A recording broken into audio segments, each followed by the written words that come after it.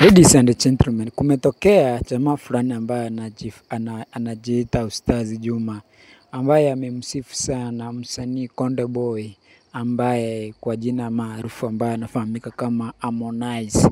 Amesema ya kwamba bila Harmonize hakuna muziki bongo.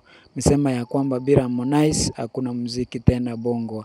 Amesema ya kwamba mchango wa star wa muziki nchini Harmonize kwenye kiwanda cha muziki wa Bongo Flava, huku akiwainua wasanii wengine kimataifa kama Abigail Chams. Bila Harmonize, Abigail asingekuwa hapo alipo kwa sasa.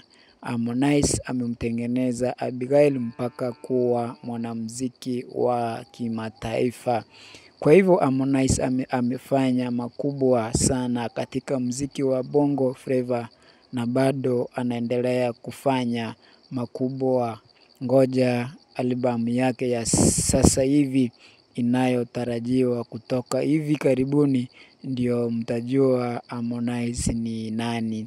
Na hakutakuwa na wimbo hata moja ambao umeshasikizwa kama huu ambao Harmonize anaenda kutoa. Haya ni maneno ya jamaa fulani ambaye amemsifu sana